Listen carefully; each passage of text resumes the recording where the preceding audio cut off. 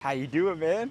Fantastic, brother. It's great to see you. Great to see you. Thanks for having us out here, man. It's great to see you again. 100%. Great to see Yeah. you. Fancy meeting you here again. Absolutely. Yeah. We were letting them know how many views our last video did. It was crazy, wasn't it? Yeah. Do you know what the number is on Instagram? No, 100 and something million. 100 million. I didn't even know videos got 100 million views. But I like to say where attention goes, revenue flows. What? You Let's like that go. one? I do. All right, brother. You Time ready? to go. Let's go. It's time to bring the game to him. How long have you been a business owner? 47 years. Growing up, did you know you were going to be a business owner and build an empire? Definitely not. No, I didn't have any idea. I learned, though, when I was 16 that you don't have to have a job because my dad quit his job and he said he was never going to work for anybody again. I'm like, what are we going to do? He just started doing for himself what he used to do for other people and got to keep all the money. Great. How much money did you make this last year? 8 figures. 8 figures. 8 figures. And we got to head to this next shot, don't we? Yes, we do. Let's go. We do. We're on a golf course right now. Yep. This is a playground for a lot of millionaires and billionaires. For real. Yeah.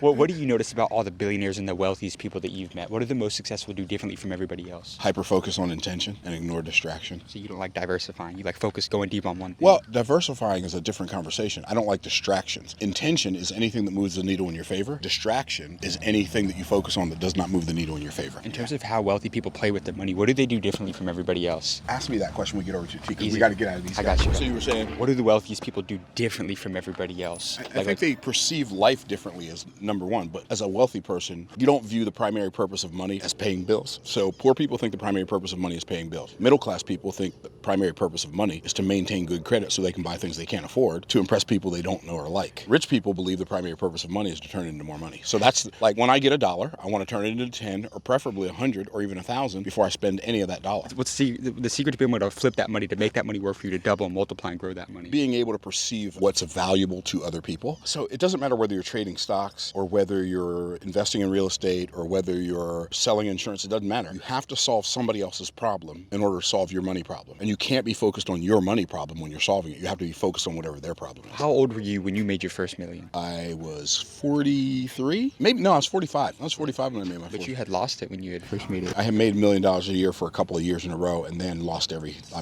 all my money. Why did you lose everything? We just had a whole series of tragedies. Sometimes life comes at you fast. And I upgraded my lifestyle way too soon when I first started making money. But when you first start making 30, 40, 50,000 a month, you think you're a big baller, or Right. 80,000 a month, 100,000 a month. You think, oh man, we're making so much money, it'll never run out. But the scripture says, when riches increase, so do they that consume them. So when you start making more money, you are going to have more expenses. So what you have to do is you have to make sure that you set yourself up in such a way that you don't spend every dime out of every dollar. You don't even, if you can live off of 10% of your revenue or 10% of your income, now you're in a place where the bottom can fall out and you're still going to be okay for at least a couple of years. Yeah. Right? There's a saying that I love: stay small enough, long enough, and you'll be big enough soon enough. Ooh, that's a bar. Because it's like even if you're making, like you said, $30,000, $40,000, $50,000 a month, it's like keep the expenses low. Keep the expenses low, yeah. Even when the margins and the profits are high, it's like, Absolutely. And it gives you the ability to acquire massive amounts of wealth. And the more money you have, if you understand how to turn money into money, the bigger that amount gets, the faster it gets bigger. If you're not always taking money out to go buy stuff. And there's nothing wrong with buying stuff, but you want to make sure that the business is sustained first.